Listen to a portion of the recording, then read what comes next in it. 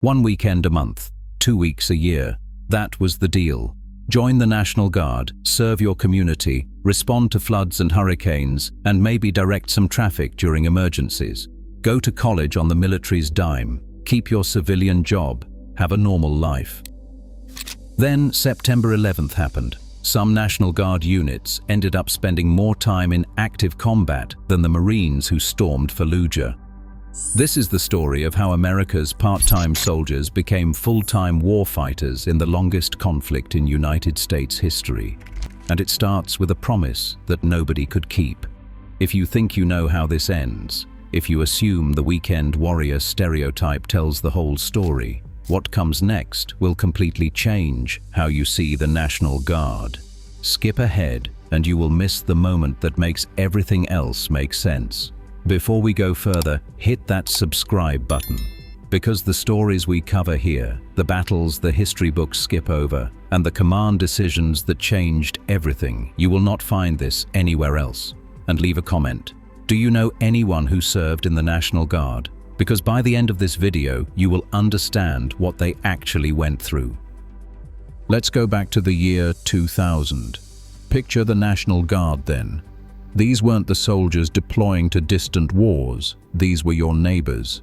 The guy who taught math at the high school, the woman who managed the local hardware store, the college kid working toward an engineering degree. They would put on the uniform 1 weekend a month, run some drills, fire some weapons at the range, and then go home Sunday night. 2 weeks in the summer, they would head to a base somewhere, train a bit more seriously, and then return to normal life. The recruiting pitch was perfect. Serve your country without sacrificing your career. Learn valuable skills. Get money for college. Help your community during disasters. When Hurricane Floyd hit North Carolina in 1999, the Guard was there filling sandbags and rescuing families from flooded homes. When ice storms knocked out power across the Midwest, Guard units distributed generators and supplies. This was the mission: disaster response, homeland support, community service. The public saw them as weekend warriors, and honestly, that was not meant as an insult back then. It was just accurate. They trained on weekends. They were not the active duty soldiers deploying to Bosnia or patrolling the DMZ in Korea. The regular army handled the overseas missions. The National Guard handled everything at home. That was the division of labor. That was the understanding. And then the understanding shattered. September 12, 2001. Guard units across America got the call, not for flood response, not for traffic control, for war. Within weeks, the largest National Guard mobilization since World War II was underway. Over 50,000 Guard soldiers activated in the first year alone. By 2003, when the invasion of Iraq began, that number had doubled. These were teachers, mechanics, police officers, students, suddenly getting deployment orders to the Middle East. The 256th Infantry Brigade out of Louisiana got the word in late 2004. They were heading to Iraq, not for a few weeks, not for disaster relief, for a full combat deployment, 12 months. They would be running convoy security missions, manning checkpoints, and conducting patrols in some of the most dangerous territory in Iraq. The soldiers in that brigade had signed up for weekend duty. Now they were packing for Anbar province. Here is what nobody expected. The combat intensity these Guard units faced was not some watered-down version of what the regular army dealt with. In many cases, it was worse.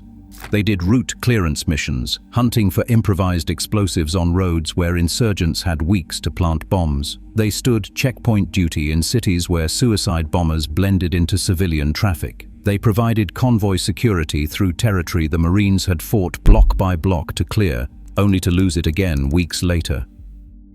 The 256th Infantry Brigade arrived in Iraq in December 2004. Their mission was to secure supply routes in the northern part of the country. Every day, convoys had to move through insurgent territory. Every day, those convoys needed protection. The Guard soldiers from Louisiana, most of whom had never deployed overseas before, found themselves in firefights within their first week. By the second month, they had taken casualties. By the fourth month, some companies in the brigade had casualty rates that matched or exceeded active duty infantry units that had been in Iraq since the invasion began. But here is where the story gets darker.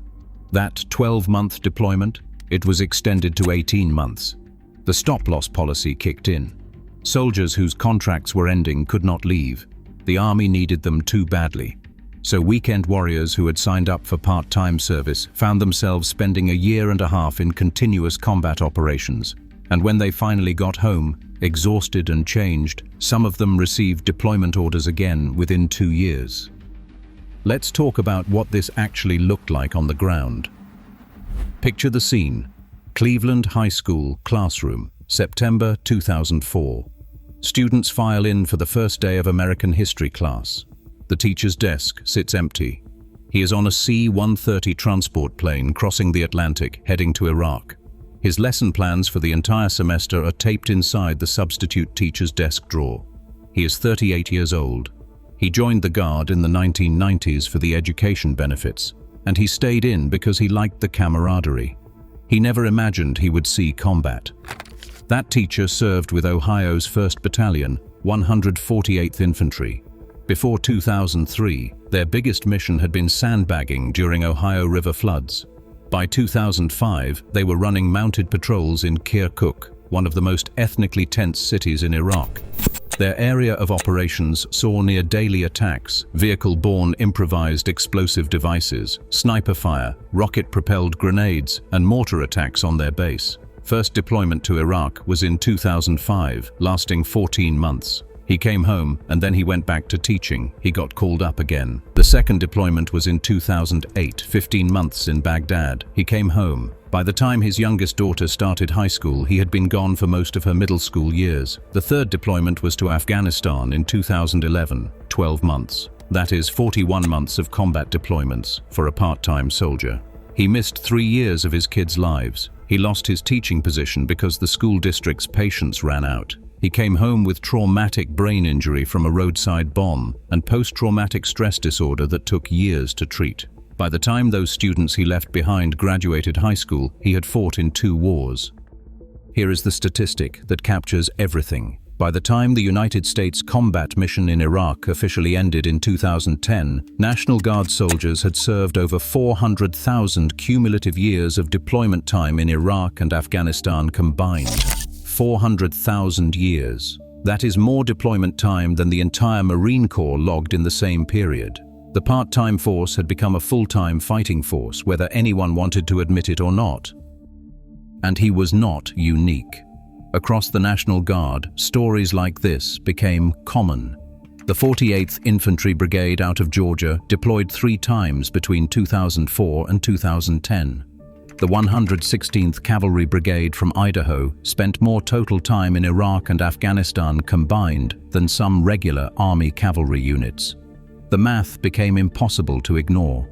Between 2001 and 2011, approximately 400,000 National Guard soldiers deployed to Iraq and Afghanistan. Some units saw combat casualty rates above 10%. Let that sink in. Weekend warriors, teachers, cops, and mechanics were taking casualties at rates that rivaled the most intense periods of Vietnam. Equipment made the betrayal worse. The regular army got the newest vehicles, the best armor, and the latest gear. National Guard units often received hand-me-downs. They would show up to Iraq with older Humvees that lacked proper armor plating. They would get vehicles the regular army had already used hard and discarded. The military's priority system put active duty first, National Guard second. But the missions did not reflect that priority. Guard units were running the same missions, facing the same threats, with inferior equipment. Convoy commanders radioed for mine-resistant vehicles, and they got armored Humvees from 2003. Soldiers welded scrap metal to the floors of the vehicles themselves, trying to survive. Stop loss made everything worse. This was the policy that let the military extend soldiers beyond their contracted end dates. You signed up for 6 years. Your time was up. But if you were in a unit that was deploying or already deployed, you could not leave. The army owned you until they decided otherwise. For National Guard soldiers, this felt like betrayal. They had signed a contract that specified part-time service. Now they were being held involuntarily for full-time combat deployments that kept getting extended. The civilian life that Guard service promised to protect started collapsing. Employment protections existed on paper. The Uniformed Services Employment and Re-employment Rights Act was supposed to protect Guard soldiers' civilian jobs during deployments. In reality, employers found ways around it. Small businesses could not afford to hold positions for 18 months. Some soldiers came home to find their jobs eliminated, their positions restructured, their career progression destroyed. Others faced subtle retaliation, passed over for promotions, frozen out of important projects. The message was clear: you are a liability. Marriages collapsed under the strain. Multiple deployments, months or years away from home. The stress of combat, the challenge of reintegrating into family life over and over again. Divorce rates among National Guard soldiers spiked. Mental health issues compounded. Post-traumatic stress disorder does not care whether you are active duty or Guard. Traumatic brain injury from roadside bombs affects everyone the same way. But Guard soldiers often lacked the same level of access to treatment and support that active duty soldiers had. They came home, scattered back to their communities across the state, and struggled to find adequate care through the VA system. By 2007, the military had a problem. They needed the National Guard desperately. The surge in Iraq required more troops, and the active duty army was stretched to breaking. But retention in the Guard started dropping. Recruiting became harder. The old pitch, 1 weekend a month, 2 weeks a year, did not work anymore. Everyone knew someone who had deployed. Everyone knew the deal had changed. How do you recruit part-time soldiers when part-time service no longer exists? The 2nd Battalion, 162nd Infantry from Oregon, lost 17 soldiers in Iraq. The 1st Battalion, 133rd Infantry from Iowa, took dozens of casualties during a single deployment to Ramadi in 2004 and 2005. The 1st Battalion, 124th Infantry from Florida, spent 16 months in Ramadi during the absolute worst of the insurgency. They lost 14 soldiers. After they came home, post-traumatic stress disorder rates in the battalion were above 30%. For weekend warriors who'd signed up to help with hurricanes. Afghanistan was no better. When the Iraq War started winding down, Afghanistan heated up. Guard units that had already done Iraq deployments found themselves deploying to the mountains of Kunar province or the deserts of Helmand. New enemy, same intensity. The 2nd Battalion, 87th Infantry from Arkansas, deployed to Afghanistan in 2010. They spent a year conducting village stability operations in Taliban territory, with daily contact with the enemy and frequent casualties. The toll was not just measured in casualties and broken marriages, it showed up in suicide rates. National Guard soldiers dealing with combat trauma, reintegration stress, employment problems, and often inadequate mental health support started taking their own lives at alarming rates. By 2013, the suicide rate among Guard soldiers exceeded the rate for active duty troops. Think about what that means. The part-time soldiers were killing themselves at higher rates than the full-time professionals. Here's what changed. The National Guard is no longer a strategic reserve. That term implied they would be held back, used only in emergencies, deployed rarely. After 20 years of continuous war, the Guard became an operational force. They are factored into regular deployment rotations, and they are expected to maintain readiness levels close to active duty. The weekend warrior concept is dead. Modern Guard soldiers know they are signing up for potential combat deployments, multiple combat deployments. The Afghanistan withdrawal in 2021 included National Guard units. The absolute final missions, evacuating Americans and allies from Kabul as the Taliban closed in, included Guard soldiers. 20 years after 9/11 activated them, Guard units were still in the fight. The 2nd Battalion, 211th Aviation Regiment from Utah, a National Guard unit, flew some of the last helicopter missions out of Kabul. Weekend warriors finishing America's longest war. So what is the legacy? Proof that citizen soldiers can match professional military forces in combat effectiveness.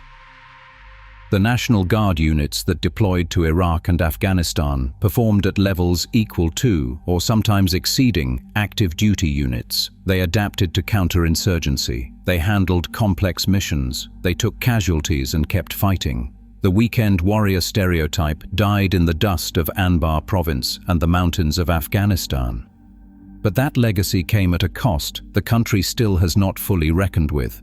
Broken promises, shattered families, lost careers, mental health crises, and thousands of soldiers who signed up for part-time service and ended up giving years of their lives to wars that did not end.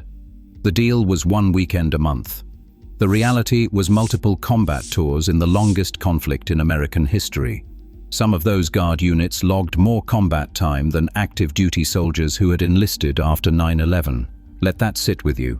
Part-time soldiers, more combat than full-time professionals.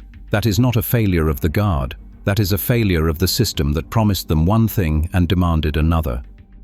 If this story matters to you, if you know someone who served in the Guard, hit the like button and leave a comment about what you think. Should the country have been more honest about what Guard service would require after September 11th?